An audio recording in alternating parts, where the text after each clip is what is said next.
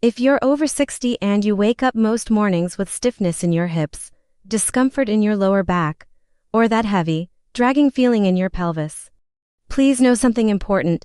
Your body is not failing you. It's communicating with you. It's trying to tell you that a very specific part of your body, small, hidden, and often overlooked, needs attention.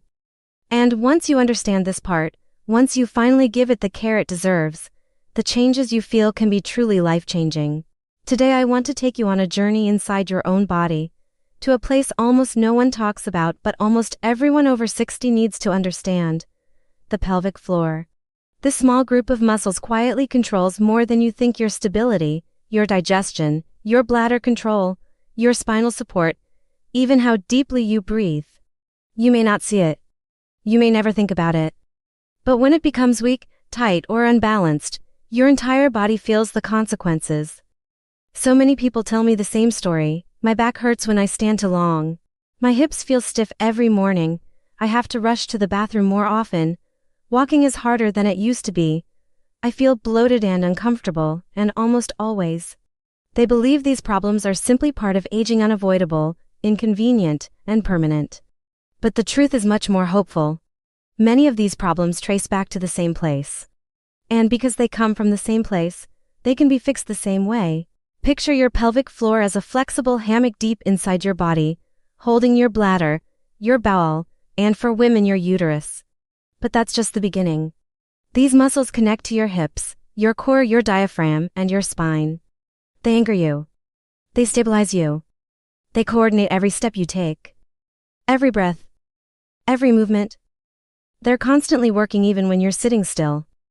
Now imagine what happens if that hammock becomes tight on one side, weak on another, or loses its natural rhythm. Suddenly your spine has to work harder to support itself. Your hips lose mobility. Your digestive system slows down. Pressure builds in the abdomen.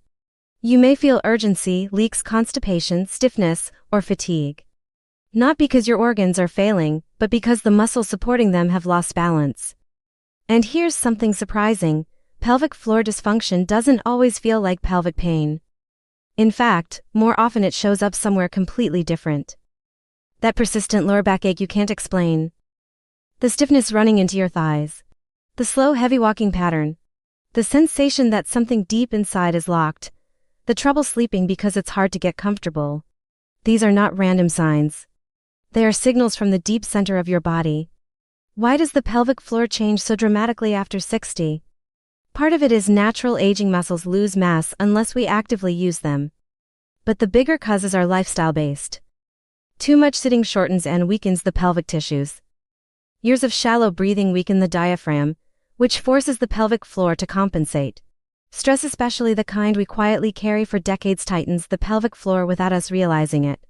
Old injuries, childbirth, surgeries, and even the way we stand or walk can accumulate over the years until suddenly the body says enough.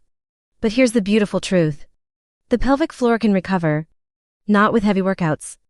Not with intense stretching. But with gentle, mindful, targeted movements that restore balance from the inside out. I'm going to guide you through those movements today, not just how to do them, but why they work.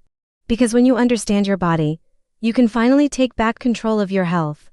Let's begin not with an exercise, but with a simple realization: your body is incredibly intelligent. It knows how to heal when given the right input. Even if you've spent years feeling stiff, weak, or uncomfortable, your muscles are still capable of waking up, releasing tension, and finding balance. You're not too old. You're not too late.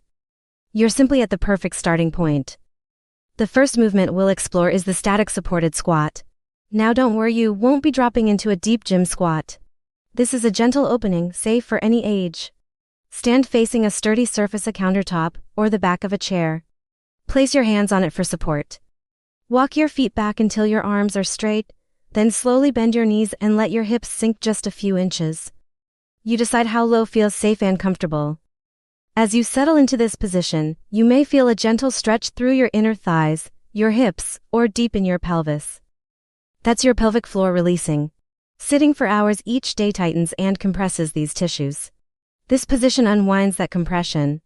Hold for 20 to 30 seconds. Over time, you can increase to a minute. This simple opening can relieve lower back tension, ease hip stiffness, and help rebalance the deep pelvic muscles. The next movement is the dynamic squat, a rhythmic, gentle activation. From the same supported position, bend your knees slightly, then lift back up.